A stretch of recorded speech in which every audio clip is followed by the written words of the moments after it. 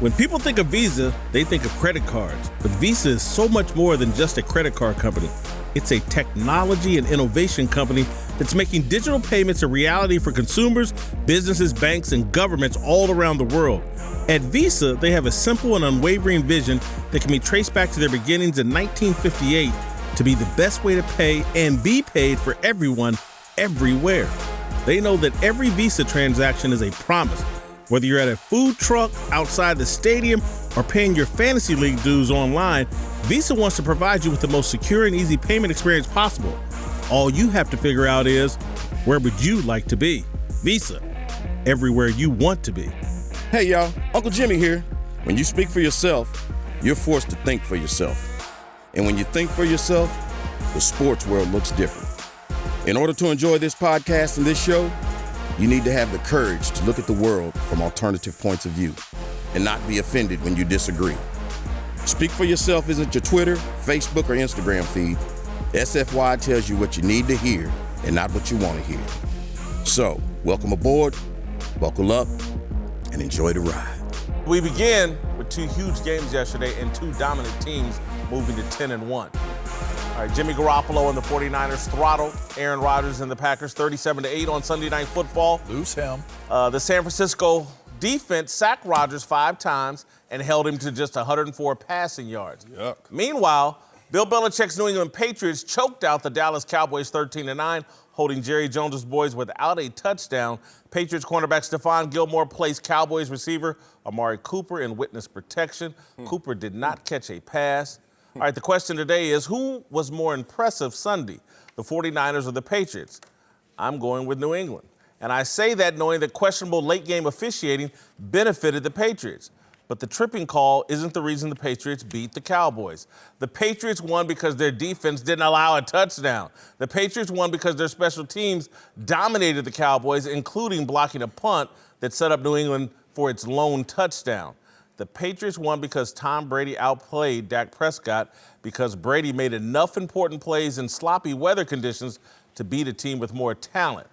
Why am I more impressed with the Patriots than the 49ers? The Patriots were shorthanded at receiver. Mohamed Sanu and Philip Dorsett didn't play. Brady still found a way. Brady played at a high level. He beat Father Time yesterday. His stat line is unimpressive. He completed less than half of his passes and just for 190 yards. You can't judge him by the stat sheet. Only the eye test could judge Brady yesterday. That was his best performance of the season. His touchdown pass to rookie N'Keal Harry was vintage Brady, a back throw to show in the perfect place. But this was a team victory. Stephon Gilmore belongs in the MVP conversation. By the numbers, New England's defense has a chance to be the best of all time. How can the best player on the best defense not be in the top 5 of the MVP race? Going into Sunday, Dallas allegedly had the best offense in the league by yards. The Cowboys were allegedly led by a quarterback in the MVP conversation.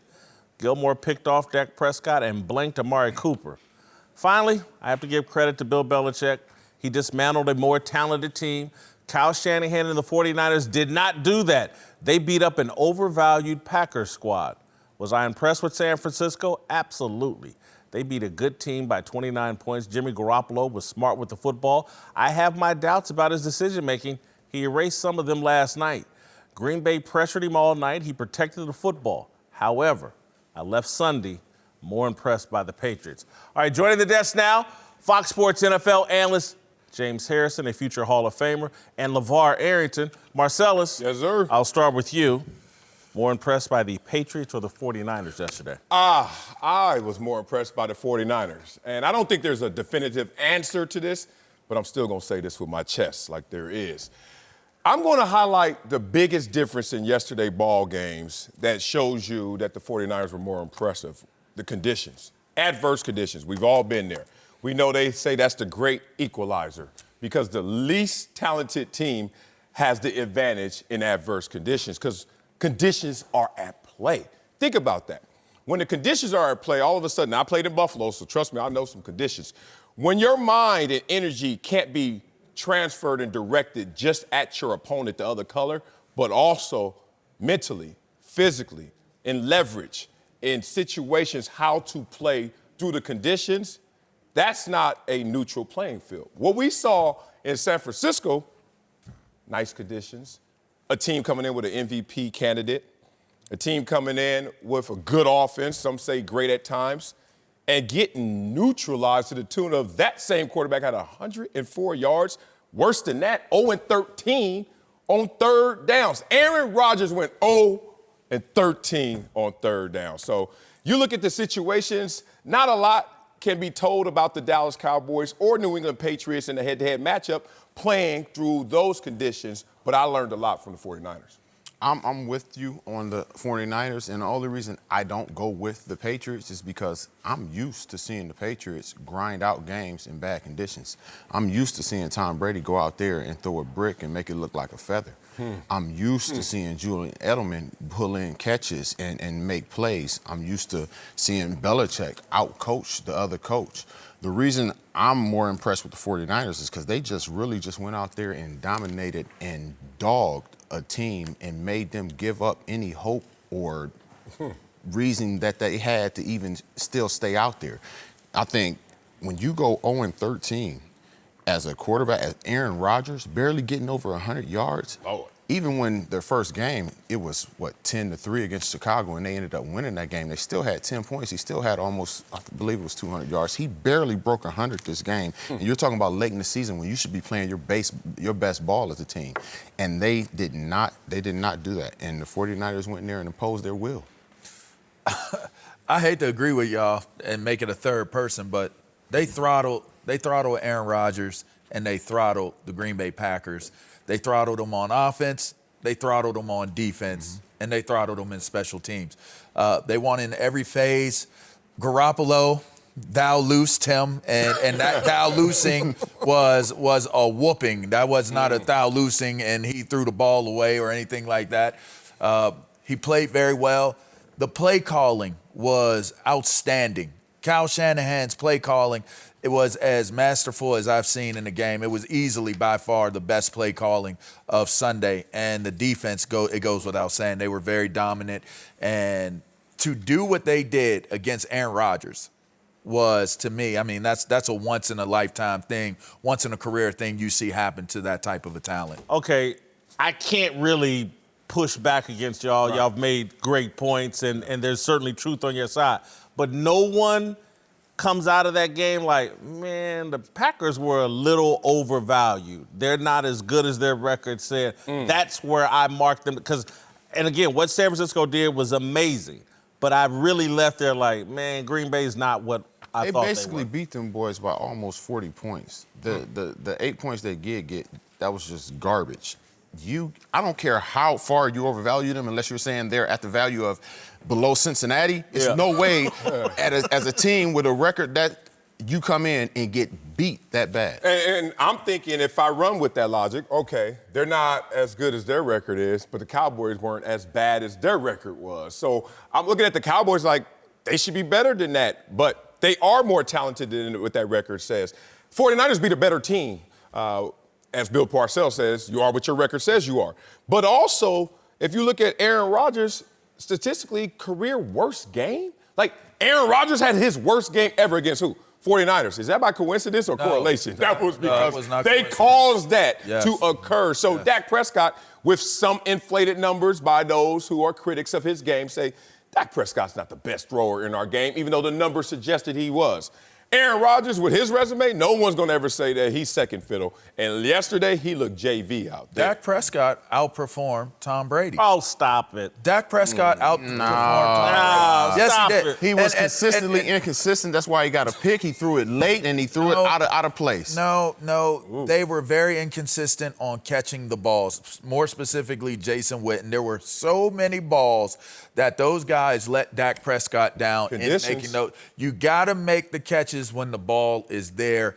They were drops, and when I looked at what Prescott did, and especially in the second half of the game, I can agree that he did not play very well in the first half of that game. But the second half of that game, Dak Prescott almost single-handedly was the reason why they were able to win that game. Listen, I do think Dak played well in the second half. I think Tom Brady played a complete football game. The stats don't say it. You talk about the guy that had some drop balls. It was Tom Brady. It was N'Keal Harry. He threw him 4 times. He only caught one of them, and a couple of them were right on the money. Tom Brady out there with JV wide receivers or whatever, and to accomplish what he did, it blew my mind. I thought that was the best game I've seen from Tom Brady this year. I don't want to downgrade Dak because I did. In the second half, I thought he played winning football, and Jason Garrett is the biggest scapegoat coming out of there. But I love taking pot shots at Brady and Belichick, but not today. That was very impressive. All right, let's move to this. You all agree 49ers more impressive. Yeah. But who actually is the better team, Patriots or 49ers? Oh, I got the same answer. It's the 49ers. You can just look at them. How do you want to attack them? You still getting checks, James? I want to know how we're going to answer this right now. That was get some loud. distance over here. Like he got bubble guts. Let me say this. I'm looking at the 49ers like, how do I attack them? If Jimmy G is on his game, which Jimmy G of late has been on his game, how do you attack this team? This team is number 2 in scoring offense and number 1 in total defense. And total defense right there, pass defense. So when you start to look at them, you say, everything coming out of New England is issues in the offense passing game. You're not hearing that out of the 49ers despite them having injuries. They're actually ascending where you're looking at the Patriots and not seeing the same thing. So I'm looking at it like the 49ers because they're just a well-rounded team. I'm obviously going to say the Patriots because that's obviously what it is. You're talking about teams that have great defenses, 1 and 2, and you have 2 quarterbacks that are good quarterbacks. You have everything else that you have to go up against that defense. And the thing that puts the Patriots on top is a guy called Bill Belichick. He's going to come in there with a game plan when they play that is going to suffice and going to defeat like he did against 49ers. Baltimore, right? Listen.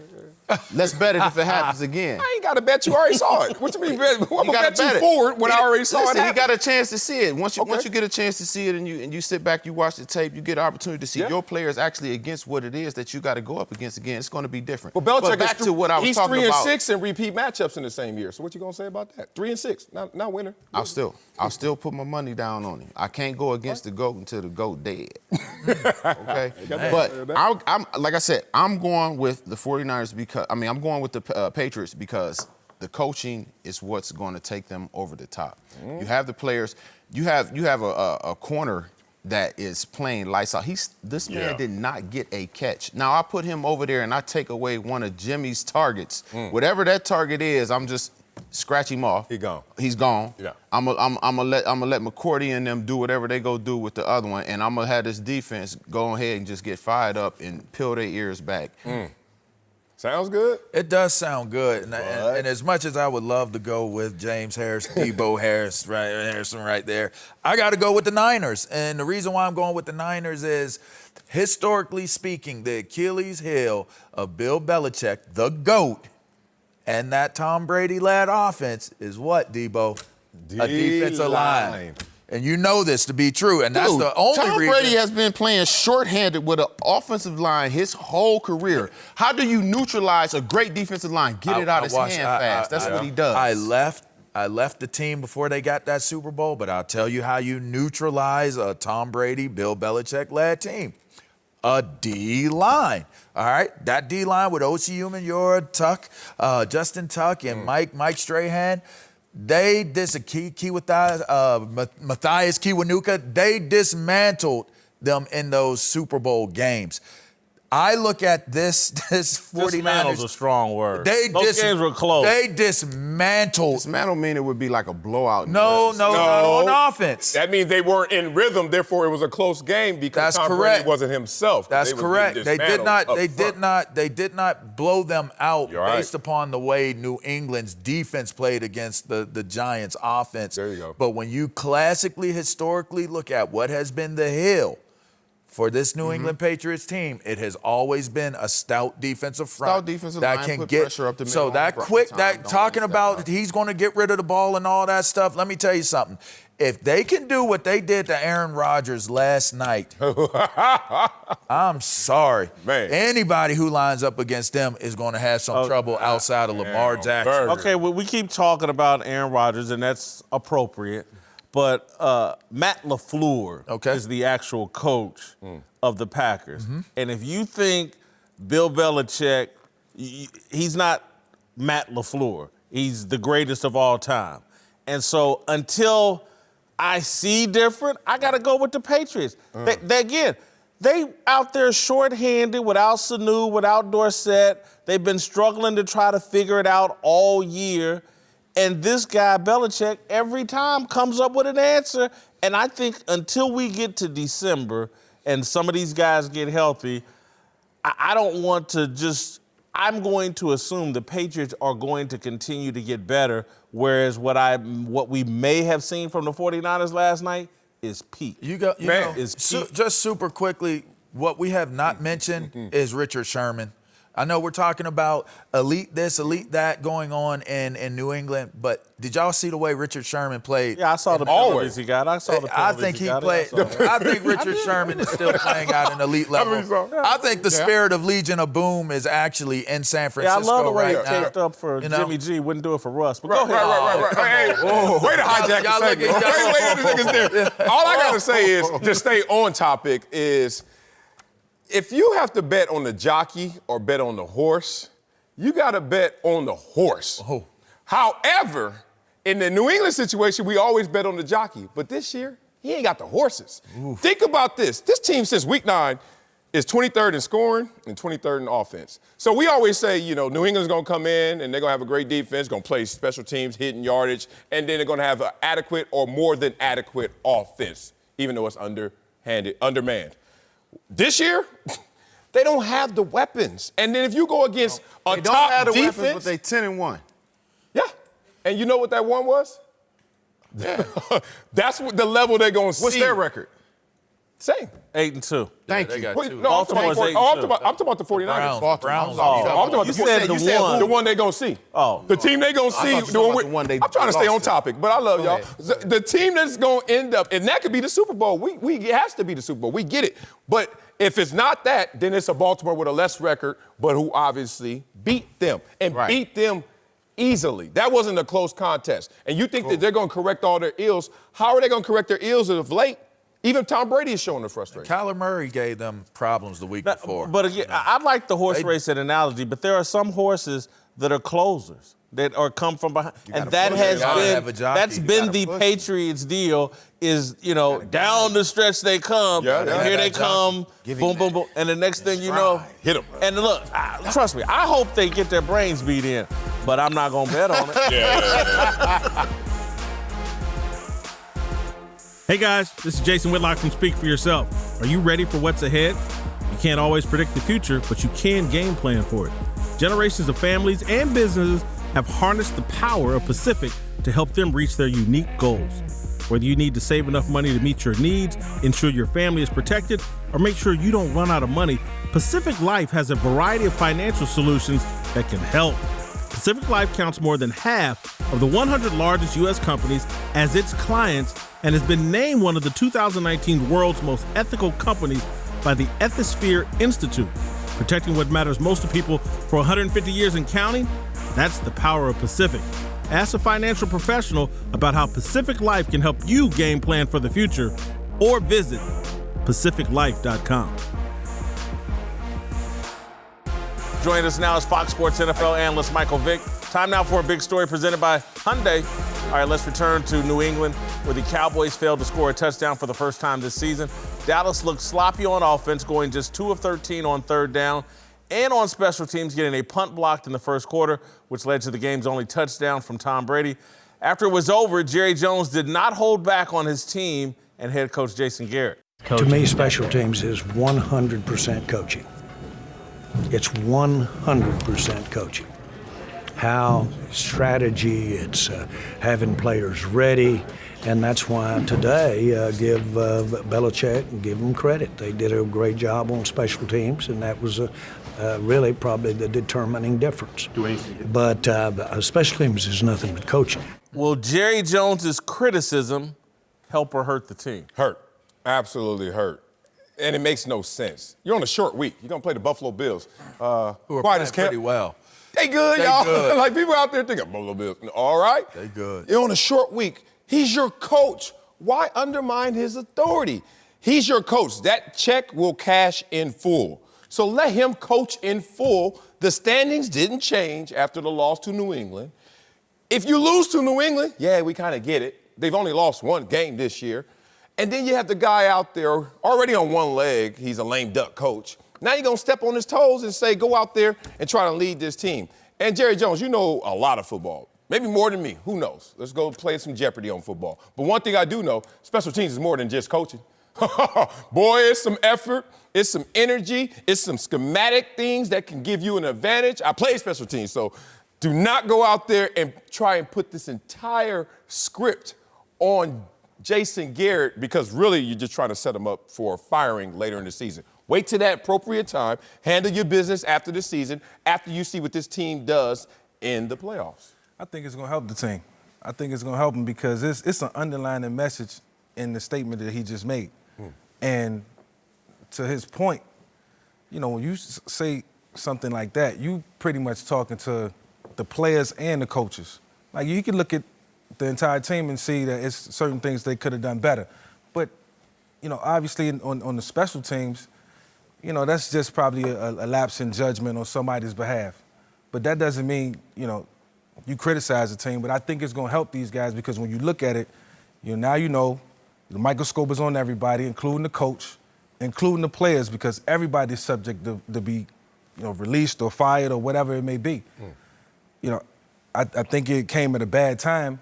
But, you know, everyone expected the Dallas Cowboys to win that game yesterday based on the talent and the skill that they had. Did they? And versus the New England Patriots. I did. I picked them. I did. I mean, I picked thought, the Patriots. You know, I thought they could win that game yesterday. They didn't. I thought and it it was was for bad. various reasons. Yeah, I agree with Mike. I think it helps, and I don't think it hurts for certain, so I'll choose help. But Jerry Jones, I mean, think about how many sound bites do we get out of Sundays from owners of teams? Name them. Let's count them. We got one. Okay, there you go. There it is. Right? One. That's it. We expect to hear things from Jerry Jones, and I think the team expects to hear things from Jerry Jones.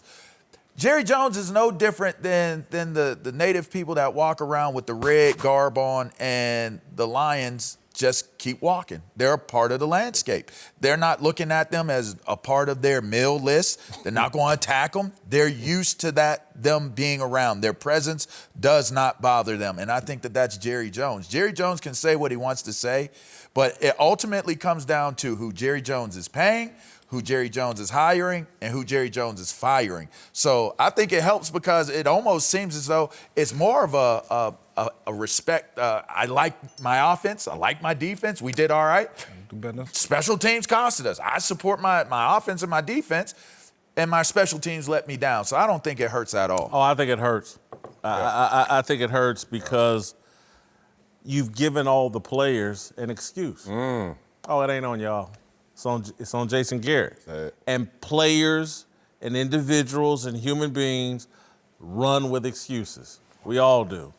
And so Jerry, to me, and I love Jerry Jones. He's great. But talking loud, saying nothing is what this is, because if I'm a player sitting in that locker room and my owner has just said, hey, the coach blew this game, yeah, he did. And then my next thought after, yeah, he did, is, how come they ain't fired him? If he's this bad. And so, again, I wouldn't do any talking. This is what blew my mind. If I was Jerry, I would have held my powder, and I would have brought Jason Garrett into my office today and said, hey, bro, we're going a different direction. Chris Richard, Rob Marinelli, whoever else, Kellen Moore, they're going to run this thing for the rest of the time.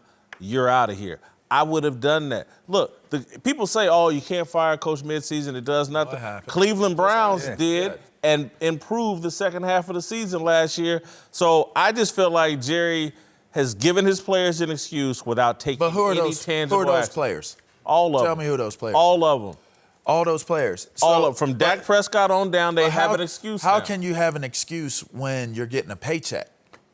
See, if this was paycheck makes it easier. I think it makes I got an excuse and I got a fat paycheck. I think it makes it harder because Do both. Here's the realness of this thing. Let's go. If you lose the coach that you got that paycheck with, Lose everything. now that new coach is coming in. They're gonna find That's a way. happening. They're gonna find a way to mitigate the loss on what the investment was on you and you and me and you. So if you lose that coach, you've lost a lot of leverage. To jump out there and say, "Oh, we can use him as an excuse." We lost the game because of the head coach, because of the special teams coach. Why isn't he fired? You still got to do your job. Some of those penalties. Was it Collins that got those holding calls and the different calls that cost Tyron them? Smith got two. There was drops, there were penalties. Blame it. There was 100 different things that he could have blamed why they lost that game on, other than special teams. But They better not use it as an excuse. Here's the problem with the criticism, as Whitlock was talking about. It's to stoke a fire. It's to create a sense of urgency. Yeah. But the only way it does that if it's appropriate with the criticism. Here's the thing. We all been in the locker room before. And if our owner takes a shot at the coach when it really should have been for us, guess what we sit there and say? One, he don't even know what he's talking about. Right. Two, damn, where's our leadership? And three, I'm good. So I have just got reinforced behavior for whatever I was doing, the status quo. But he's always done that, though. But guess what? That's in part why they don't know which way is up as a franchise of late, because this is not how you should create a climate going into a short week, a game against a good team, when, let's not exaggerate what the Dallas Cowboys are. 2 of their games against their greatest opponents, let's say New Orleans, let's say the Patriots, were on the road losses by 4 points and 2 points. Can we stop acting like this team can't still achieve their ultimate goal? But Jerry Jones makes it seem like they can't. Oh, they can't. You don't think so? No. When Jerry Jones speak up sometimes, and you're talking about a guy who knows football, I think, to a certain degree. You know, won multiple Super Bowls years on end. When he's speaking to the coaches, he's speaking to the team, and sometimes every 5 or 6 weeks when he get on camera and he say what he needs to say, it makes this team better. So maybe it's a little cry for help. You know, that could be... Sometimes it does help, but I just, if I'm Jason Garrett and I got to go stand in front of the team today, tomorrow, the next day, if I'm the team, I'm sitting there going, Jerry already done told us this guy's not good enough. He's only going to be here for 5 more weeks. Right. And he's out of here. And again, everybody knows how you act when got Substitute teacher. Substitute teacher. Oh, it's a party up in that thing. I'm not learning it. No, we got to Yes. And you just look around. No work. No 6 learning and 5. You look at the 49ers and you start doing the math like, man, even if we get in the playoffs, we ain't gonna do nothing. And so everybody starts plotting their vacations. And so It's been there. Atlanta Airport. yes. Me too. Michael Vick is back. We're joined now by Fox Sports NFL analyst TJ Houshmandzadeh. All right, let's go to Philadelphia, where there were rumors all weekend that Eagles receiver Nelson Aguilar has a burner account on Twitter that he was using to call out his quarterback, Carson Wentz. The account has since been deleted, and Aguilar denies the accusation. Either way, Wentz was bad again on Sunday, throwing 2 interceptions and losing 2 fumbles as Philly fell to Seattle 17-9.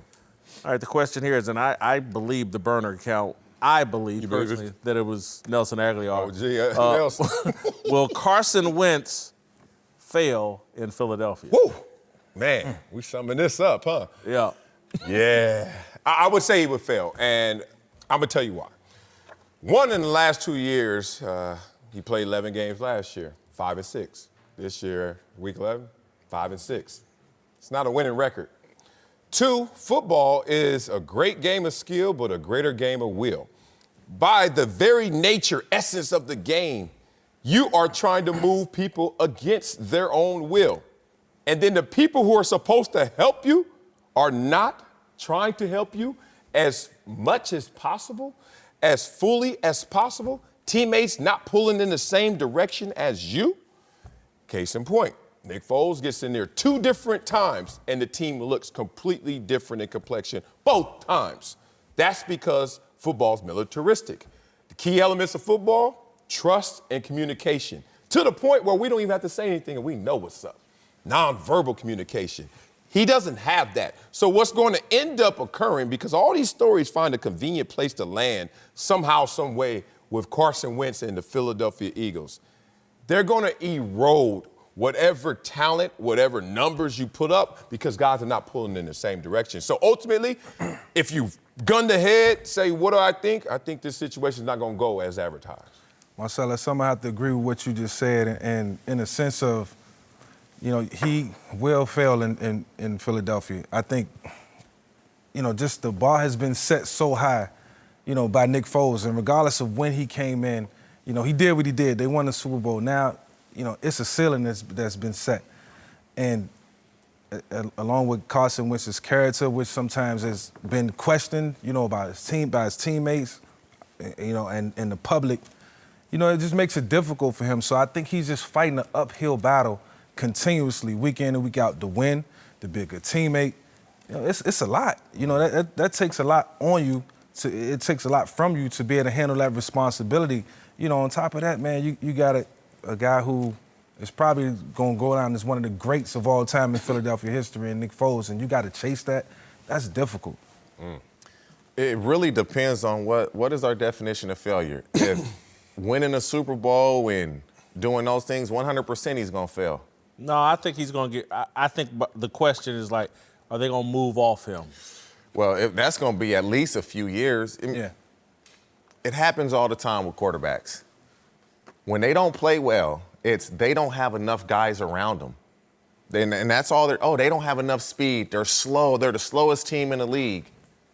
If I recall, the same offensive weapons Nick Foles won a Super Bowl with. And so they're going to go get Carson Wentz weapons and say he performs well. They're going to give Carson Wentz all the credit. They're not going to talk about these weapons that we gave him because he was having a hard time succeeding with what he has now. It's what Vic just said is the biggest thing. When you're a quarterback of the team and you got people supposedly criticizing, you got people, as we talked about early in the year, letting you get sacked because they just don't want to play with you and for you, that's a problem. Yep. It shouldn't be that hard to be a good person. It shouldn't be that hard to be likable when you're the quarterback of a team. And so in that essence, he's going to fail because guys don't want to go to war with him. They don't want to fight with him. And now in situations like this, they really going to point the finger at him because you got the big contract, and this is what you giving us? You don't deserve this. I think he's a victim of circumstance completely. I think the narrative on him, I think, is inaccurate. I don't think he's all that awkward or that difficult to deal with as a teammate. I just think Nick Foles won a Super Bowl with him. They really like Nick Foles. This dude's not Nick Foles. And it's like a domino effect that's rolling downhill. And now he's in a situation where back-to-back years, they're going to underachieve. And what the organization is going to have to sit around this offseason is like, how do we fix this? And the solution is we got to go all in on Carson Wentz. And that means we may have to clean out some guys that aren't on board with him, like Seattle did with the Legion of Boom. Like Baltimore, in a different sense, went all in on Lamar Jackson. The problem for Carson Wentz in Philadelphia is how confident would you be as the organization right now after these back-to-back 2 seasons? Like, we're going to go all in on Carson Wentz? Yeah. It was, to me, Russell Wilson, that's easy. Yeah. Lamar Jackson, based off what you saw his rookie season, that's easy. Yeah. This is a really hard choice right now. It's not that hard, and I think it's not that simple either. It's not hard, and it's complex in the same breath. One, if someone can look at you as a player and say, man, you've been injured. Man, you top 5 in payment and salary, but none of your numbers are top 10, and most of them are in the 20s. And we did it all without you. And now everybody on this team likes your personality. And we don't know what intangibles you present that makes us greater than the sum of our parts. What's going to happen is what you said, but the reason it's going to happen is not what you said. They're just going to look at this and say simply, we've already seen evidence, and not once, our eyes weren't lying to us, twice, where this team goes from here to boom because of one guy. Are we going to really destroy this entire roster for one guy? Let's find a guy who has that makeup, that trust, that can communicate to others well enough to get more out of them. So this is really going back to what purists see in the sport, not just how big, fast, strong you are. Kind of like Belichick. Belichick look at you and be like, I don't care about all them tapes and measurements and speed.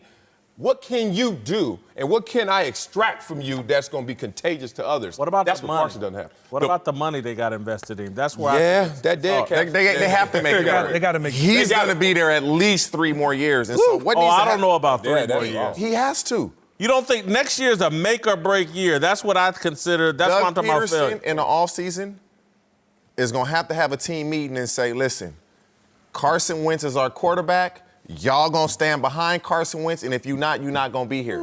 He's gonna have to do that. Coach. He got to do that on us. It's going to have to do that. You're going to say it, but that don't mean we're going to believe it.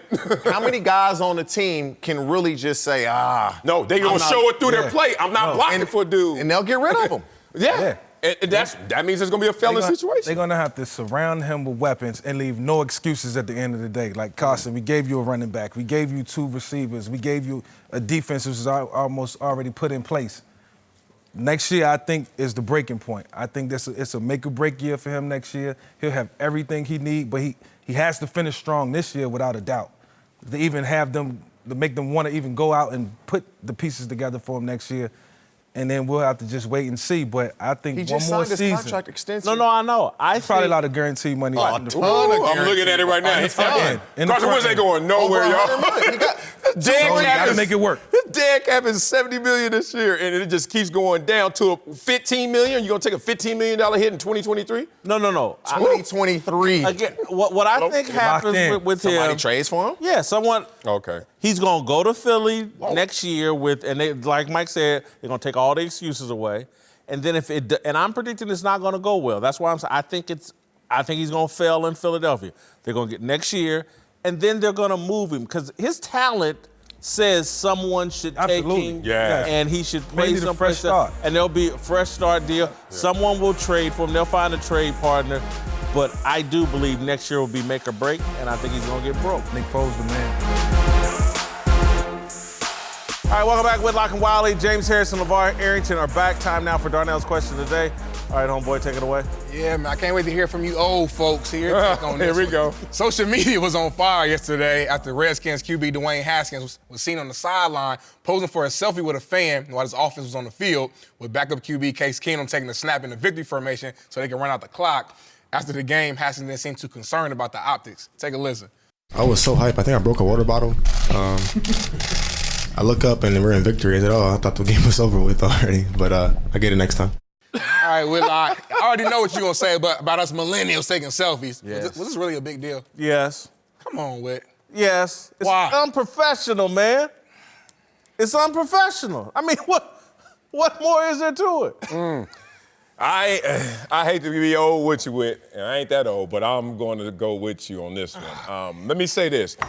The streets have whispered about one Dwayne Haskins, and I won't just go street level, even though they've said Dwayne Haskins is back at the crib, and Dwayne Haskins is last in, first out. But I didn't jump with that because I know I have intel, but I wait for you to give me something so I could go in outtail, and now I'm about to tell it all. Then we know last year, being drafted, our own Urban Meyer said, not sure about him in terms of leadership just yet. Only 1 year under his belt, not ready. You combine those conversations, and then you have these as optics right here. And let me tell you what's bad, what's damning about this. Your brand. I came into the league, and the next year Peyton Manning came in the league, and I saw no one take better control of their brand in terms of being a football player than Peyton Manning. I ain't talking off the field. I'm talking about on the field. First in, last out. Smartest guy in the room. Always putting in work. So even when Peyton Manning faced adversity, which was 28 interceptions his first year, which was losing to the Patriots and coming up short in some big games, you always bet on Peyton Manning because the narrative, the brand said he's going to work for it. You know what this does for your brand? It tells everybody, make an assumption, this guy ain't all in. He doesn't want it. So what happens is a guy right now who's had 3 starts, 2 touchdowns, 2 picks, and a 70 passer rating, who doesn't have enough hay in the barn yet to have anything to battle this optic, this image, doesn't have a good brand, and it's going to come back to haunt you, young man.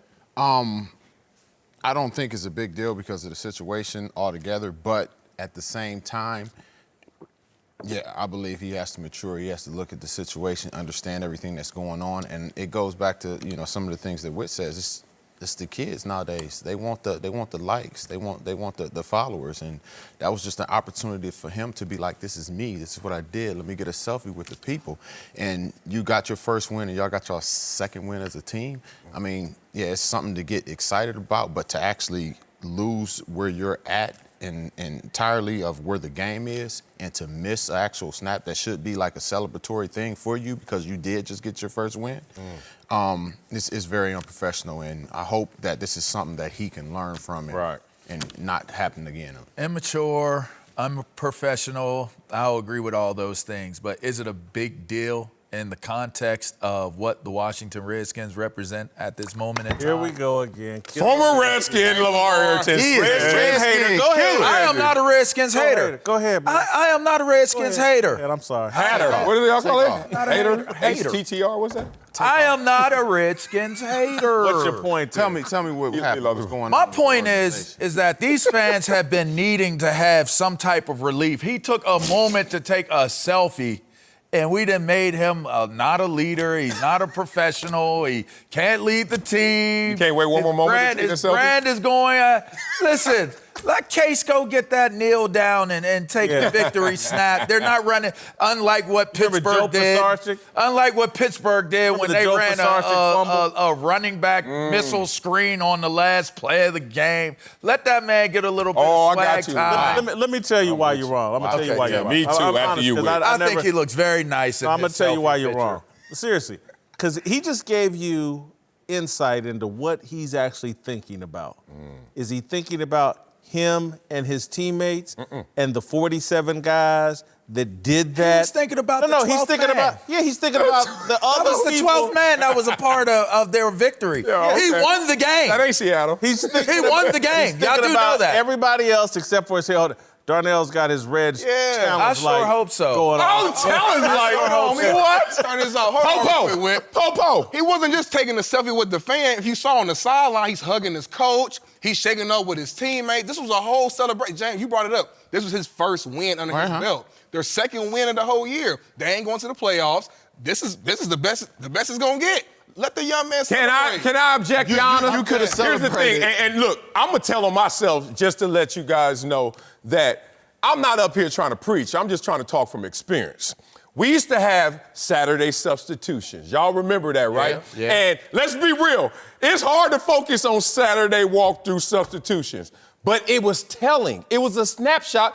As a collective, y'all not focused for this task at hand. Right. Every time when they would say, first team offense, first team defense, kickoff, somebody got to come running off way late. Yeah. And coach be like, damn it. I swear, if we did a correlation between how we did in just mental substitutions versus the actual game, it was telling.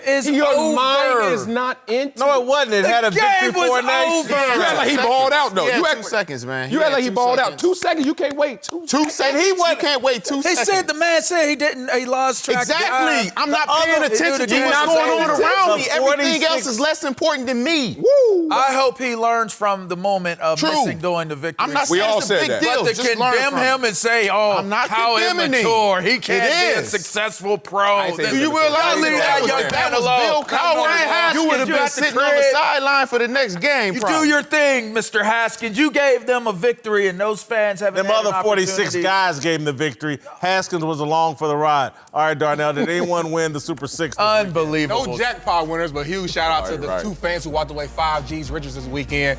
Did they take a selfie with Haskins? They probably did. I hope they did. But guys, be sure you download the Fox Sports Super 6 and play for free for your chance to win. Whitlock and Wiley, joined once again by LeVar Arrington and TJ Houshmandzadeh. Let's return to the NFL, where the refs took center stage again on Sunday in the Raiders-Jets game. This was called roughing the passer, a pretty basic sack with a ridiculous flag being thrown, and John Gruden losing his mind. In the Cowboys-Patriots game, this tripping penalty came at the worst time possible and helped prevent the Cowboys from going down the field and perhaps beating the Patriots. But most notably, the Panthers challenged a non-call for defensive pass interference against the Saints, the very team who crusaded for this challenge, and the Panthers got the call, something that Sean Payton was not happy about.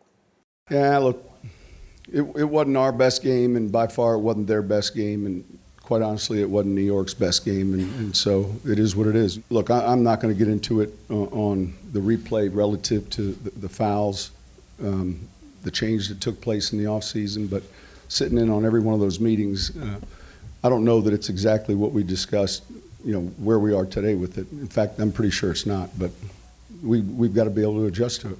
All right, the only thing I liked about this is that the replay PI review actually hurt the Saints. I love that.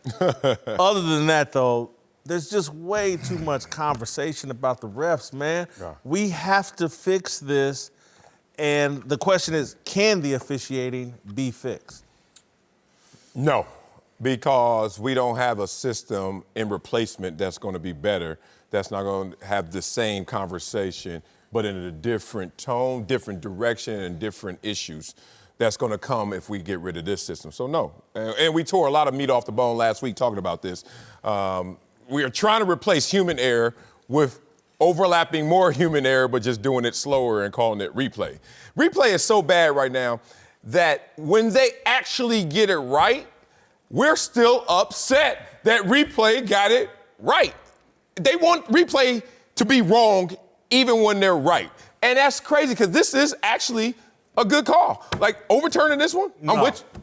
Well, for me, That's a good call. Thank you. If I'm in New York, He's a wide good. receiver. And I'm a DN. And guess what? For me, that was PI, and I'm glad you got it right. But all I'm saying, TJ, is we're so upside down now that doing the right thing is the wrong thing. And that's when you know you got to get rid of a system, but you also got to have a replacement, which they don't have. That was a great call. Great call.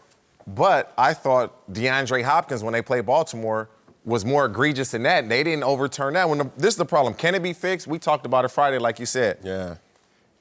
And I said it didn't need to be overhauled. I said it was some adjustments. It needs to be overhauled. You just look at the game. They changed the course. They possibly robbed Dak Prescott and the Cowboys of a chance to go down the field and win the game. Get another field goal. He probably, whether he would have done it or not, we don't know. Hey, We had 58 minutes of proof. We don't know. One game, one possession. And then that game could possibly cost Jason Garrett his job. And so You talking about good things. Anyway, that's a good problem. the problem with officiating is hurting players and coaches and could possibly cost them. Can it be fixed? I'm with Marcel. It's human error. But they're making errors at the wrong time in crucial points in the New England game.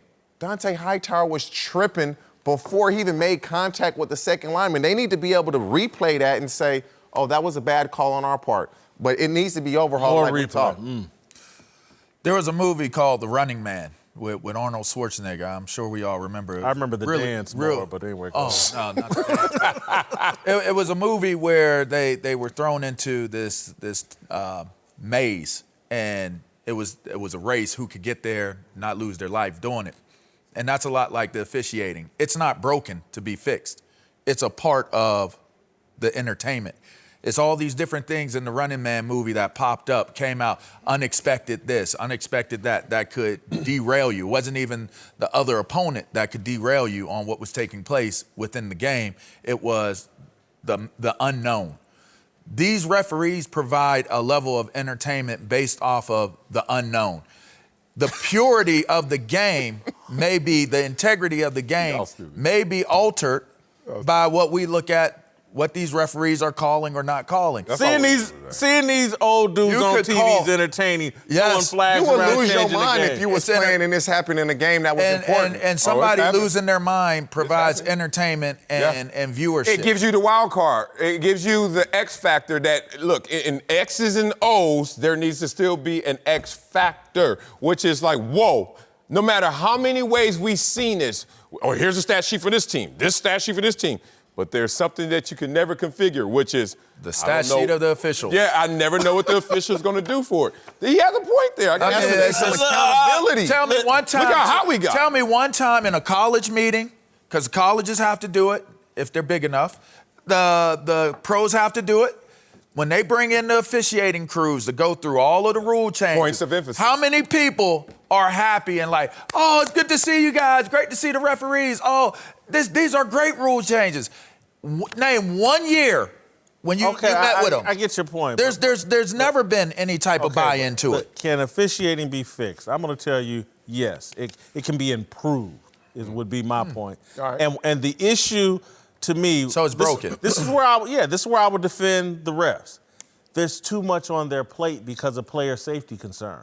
Just 25 years ago, you didn't have to worry about a lot of the things. Oh, did he lead with the crown of his helmet? Did he hit him? Did he hit the quarterback low? There was a bunch of things that they didn't have to think about. We've put more on their plate, and they've taken nothing off their plate. Now they can get second-guessed by. Let's take some things off their plate. Damn, Jason, that's a great point. Holding has to be taken off. If you watch a college game. You could call it every play. No. If you watch a college game, they don't call holding that often. You could call it every play. That's not the point, though. If you watch college football, they just don't call holding the way they do in the NFL. You think the offensive linemen in college are just so much better than the NFL? It's like, no, we don't emphasize that. Massive emphasis. And again, so let's take holding. Let's let offensive linemen hold. If you want more scoring, like they keep saying they do, and we don't. They keep coming up with all these rules, but it doesn't seem to be producing more points, particularly not this year. Let's take some things off their plate, let them concentrate on the player safety stuff and all that. If there's just less flags, the game improves. There's less frustration from fans.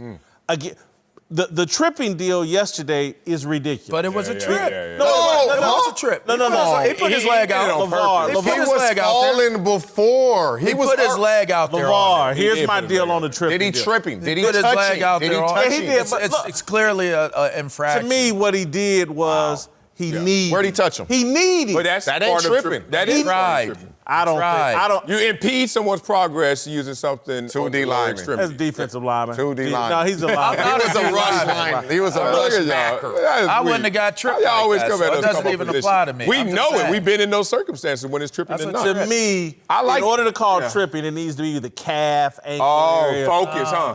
No, you can't trip. You It can't needs to trip be nobody more with your hip. obvious than that. The worst trip is to get Egregious. tripped with a knee. Yeah, I'm about to say that knee on knee bag. They hurt. Ooh. Your knee go limp, you're going to go down. But here, I like your point, and I like where you're going. But to imply can it be fixed is to say that it's broken. It's not broken. It's not. Why think we talking about them every week? His point is we have an accident right here, and now you're making the paramedic the mechanic. Like, pick what's more important. Is it player safety, get this person fixed, healthy, or is it let's see how this looks? And sometimes the officials get into a complexion game because of points of emphasis. Every game they meet, we know it, we see them. We walk by their locker room, and they're meeting. And on the chalkboard, this is what we're going to look for. This is what we're going to emphasize.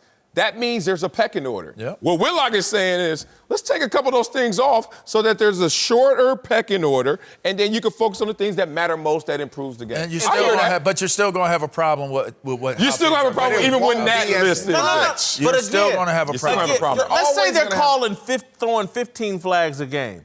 If we get it down to 10, it's better. That's an improvement. Less stoppage.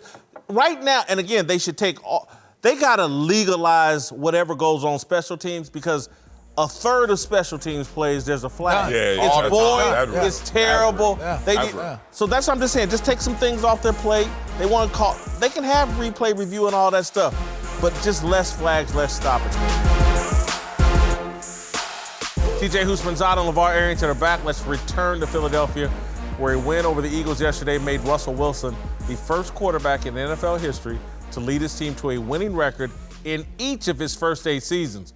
Lamar Jackson is the clear-cut favorite to win the MVP award, but with history on his side, Wilson can get back in the mix with the primetime games against the Vikings and the Rams the next 2 weeks. Question is, can Russell Wilson catch Lamar Jackson in the MVP race? Nope. Nobody in the league is going to catch Lamar Jackson. Figuratively, literally, this dude is running away with this. The only way that this becomes a conversation that Russell Wilson or any other contender actually has a chance is if Lamar Jackson returns to the pack. He actually has to go backwards because they're not going to catch him. They're not going to outplay him because it's not going to be just based on numbers.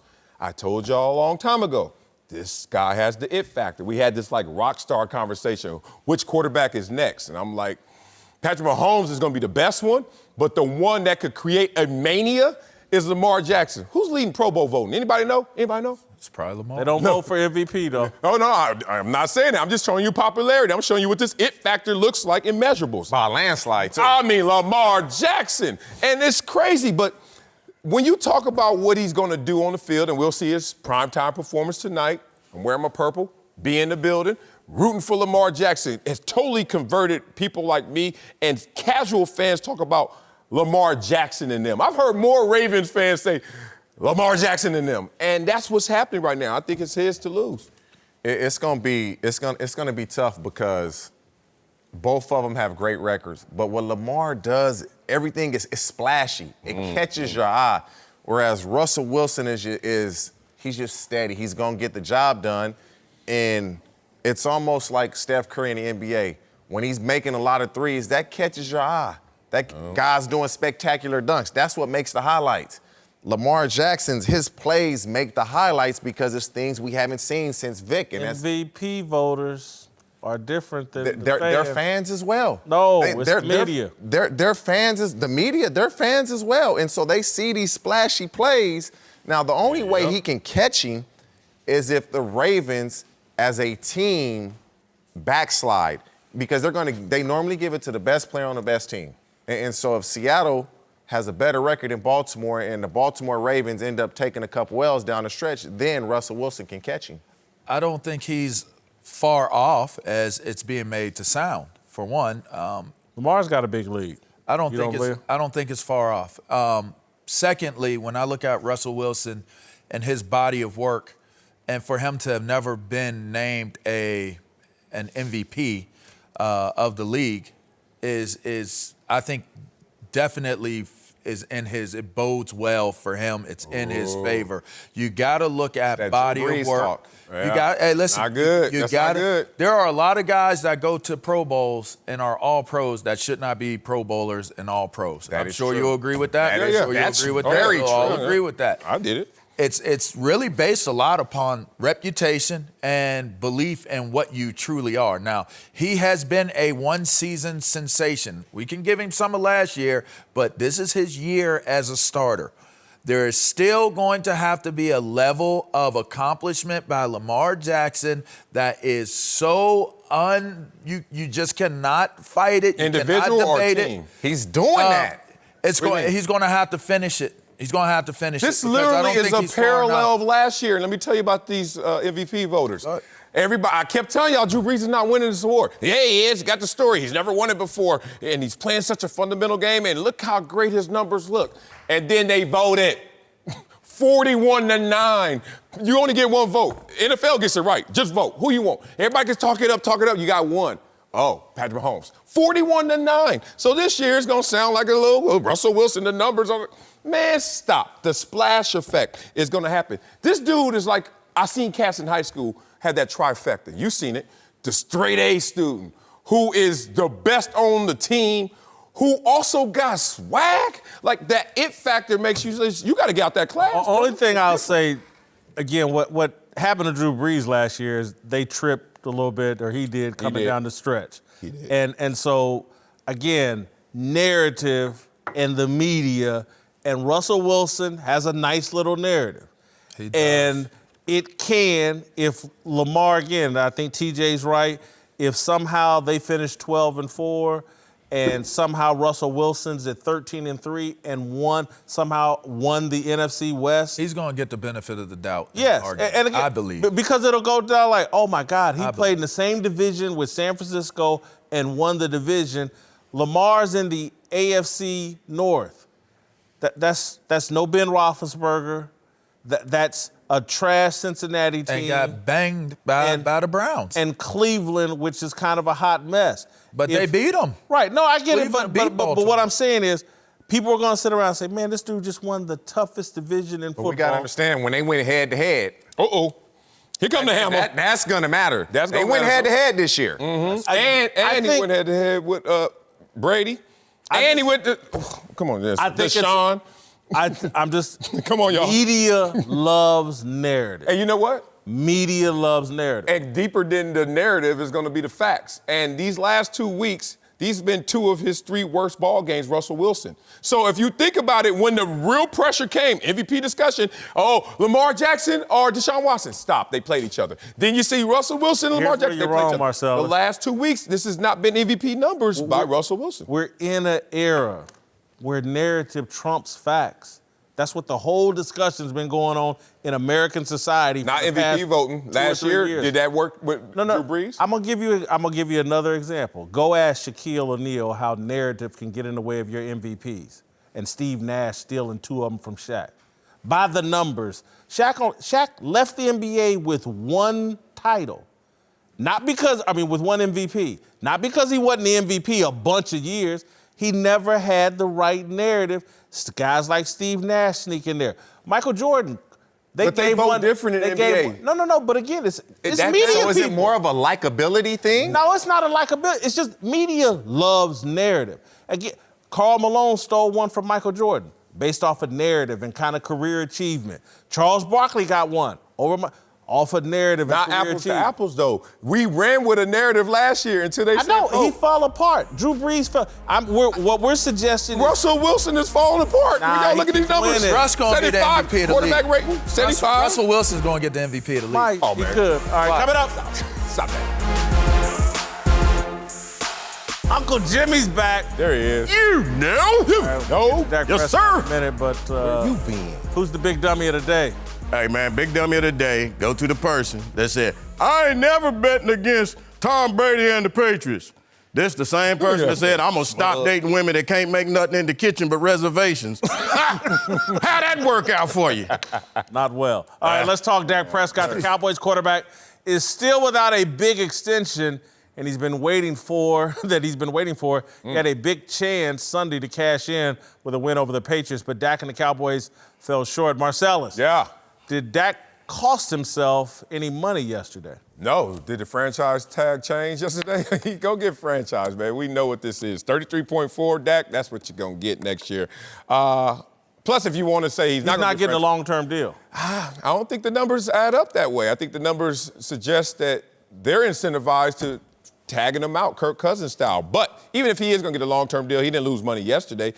Jerry Jones blamed everybody but Dak Prescott. So the rainy conditions, you can't really fault Dak for guys slipping. Can I ask a follow-up? Huh? Yeah. Was Dak in any MVP conversations yesterday? Yeah, he was right before the game started.